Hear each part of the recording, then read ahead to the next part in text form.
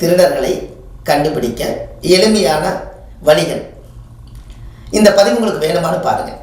ஏன்னா இன்றைக்கி எல்லாருமே பயந்துட்டு சிசிடிவி கேமரா நம்ம வச்சுட்டோம். அந்த சிசிடிவி கேமராவே இன்றைக்கி ஆஃப் பண்ணிவிட்டு எத்தனையோ ஒரு சம்பவங்கள் நடக்கலாம்.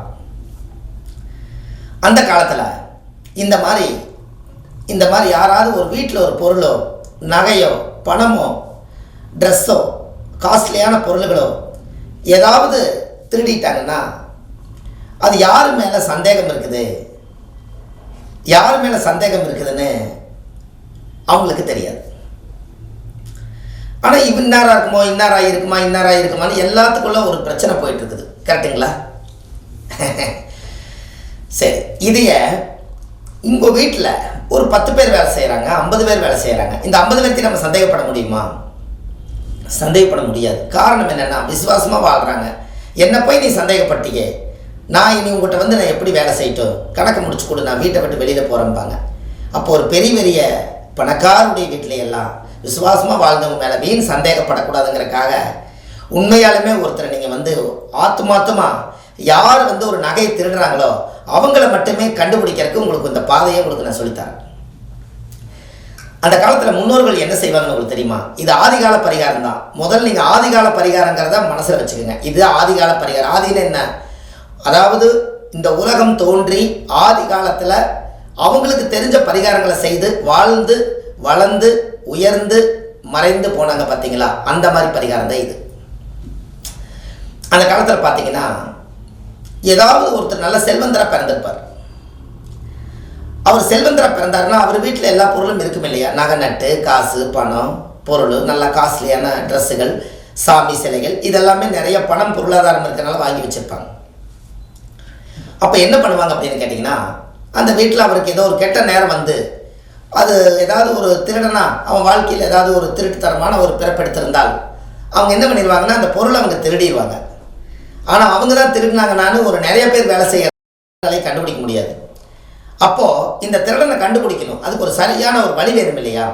அதுக்கு என்ன பண்ணுவாங்க அப்படின்னு கேட்டிங்கன்னா, ஒரு விநாயகர் கோயிலில் பெருங்காயம் இருக்குது பார்த்தீங்களா? பெருங்காயம்.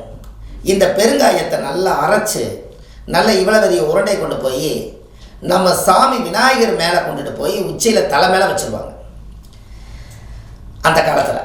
அப்போ சந்தேகம் நான் யாரை படலையப்பான்னு ஒரு 10 பேர்த்த நீங்கள் எல்லோரும் வாங்க, யாரெல்லாம் நீங்கள் நகை திருடலின்னு நீங்கள் சொன்னீங்களோ அவங்க எல்லோரும் போய் நான் நகை திருடலின்னு சொல்லி அந்த விநாயகர் மேலே உச்சியில் போய் கையை வச்சு சொல்லிட்டு வாங்கன்னு சொல்லுவாங்க. அப்போ திருடாதவங்க என்ன பண்ணுவாங்க? பொருளே திருடாதவருக்கு என்ன பயம்? சாமி என்ன, சாமிக்கு மேலே கடவுள் என்ன பார்த்துடலாம் அப்படின்னு நினச்சிட்டு என்ன பண்ணுவாங்க? நேராக போய் சாமி மேலே பெருங்காயம் வச்சுருக்கிறது யாருக்கு தெரியாது. ஆனால் நீங்கள் பெருங்காயத்தை வச்சிட்றீங்க. இவங்க என்ன பண்ணுவாங்கன்னா, சாமி கடவுளே நான் உண்மையாலுமே நான் எடுக்கலை அப்படின்னு போய் அந்த சாமி உச்சி போய் அவர் தொடுவார். அப்போ உச்சி தொட்டாருன்னா பெருங்காயம் கையில் ஒட்டிக்குமா? பெருங்காய வாசம் வெளியில் வரும். இப்போ வெளியில் வரும்போது இவங்க என்ன பண்ணுவாங்க? பெருங்காயத்தை கையில் எடுத்து மோந்து பார்ப்பாங்க. அந்த கையில் எடுத்து மோந்து பார்த்தா பெருங்காய வாடை அடிக்கி. அப்போ இவர் உண்மையாலுமே சாமியோட தலை மேலே இவர் சத்தியம் பண்ணிக்கிறாரு. அப்போ இவர் எடுக்கலை, நீ போ. அதுக்கடுத்து இன்னொருத்தர் போவார், சாமி நான் எடுக்கலை, எடுத்தவங்களை பாதிக்கிட்டு நான் உன் தலையிலே அடிக்கிறேன்னு சொல்லி தலையில் அடிக்கும்போது பெருங்காய கையில் ஒட்டிக்கி. அப்போ மறுபடியும் வெளியே வருவார், கையில் மோந்து வைப்பார், பெருங்காய வாடை அடிக்குது. அப்போ நீ எடுக்கலை, வெளியில் போ. இப்படியே ஒரு 6-7 பேர்த்துக்கு இந்த மாதிரி திரும்ப திரும்ப செஞ்சுட்டு அதில் உண்மையாலுமே ஒரு திருடர் யாராவது இருந்தாருன்னா அவர் சத்தியம் பண்ணுற மாதிரி போய் தலையில் வைக்கிற மாதிரி வைக்காமல் அப்படியே மேலாப்பிலேயே அப்படி மொல்ல வச்சுட்டு அந்த உச்சியில் அந்த சாமியோட சிலை மேலே தலையை படாமல் அந்த சத்தியம் பண்ணுற மாதிரி பாவனை காமிச்சிட்டு அந்த பயந்துட்டு சாமின்னு பயம் பயந்துடும். அதனால் அந்த உச்சியில் கையே படாமல் நான் எடுக்கலைங்க அப்படின்னு லைட்டாக அப்படியே வந்துடுவார். சும்மா அப்படி சொல்லிட்டு வந்துடுவார். உள்ளே போனால் எல்லோரும் சத்தியம் பண்ணி வந்துட்டாங்கன்னு நம்ம நினச்சிக்குவோம். ஆனால் கரெக்டாக அவர் வெளியே வருவார்ல, அவர் வந்தோடனே அவர் கையில் அவர் சத்தியம் பண்ணாதனால அந்த பெருங்காய கையில் ஒட்டாது. இவருக்கு பயம், சாமினா ஏதாவது கெடுத்துருமோ, ஏதாவது நம்மளுக்கு பழி பண்ணிடுமோன்னு. கரெக்டாக பாருங்கள், கையில் பெருங்காயம் ஒட்டியிருக்காது. அப்போ இவர் கையில் பெருங்காய வாடகை அடிக்காது. அப்போ இவர் தான் திருடான்னு சொல்லி அன்னைக்கே கண்டுபிடிச்சிருக்காங்க. எப்படின்னு பாருங்கள். முன்னோர்கள் அந்த காலத்தில் எப்படி யோசிச்சுக்கிறாங்க தெரியும். இந்த மாதிரி ஒரு பரிகாரத்தை நீங்கள் வாழ்க்கையில் கேட்டிருக்கிறீங்களா? இது எப்படி பரிகாரம் பாருங்க, திருடர்களுக்கு திருப்பி பொருளை வாங்குறதுக்கு பரிகாரம் பாருங்க.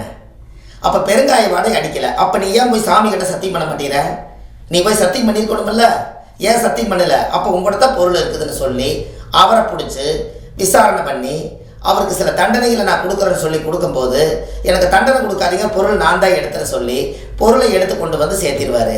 அப்புறம் அந்த சாமியோட பெருங்காயத்தை எடுத்து தண்ணியில் கரைச்சி விட்டு போட்டு சாமிக்கு ஒரு அபிஷேக பூஜை பண்ணி, சாமி உங்களை வச்சு நான் சோதிக்கலை, நீங்கள் கடவுள் நீங்களே இவரை காமிச்சு கொடுத்துக்கிறீங்கன்னு ஒரு மன்னிப்பு கேட்டு ஒரு மாலை வாங்கி போட்டு பூஜை பண்ணி திருடரை சாமியை கண்டுபிடிச்சிருச்சுன்னு அந்த காலத்திலேயே சொல்லி வச்ச பழமொழி தான்.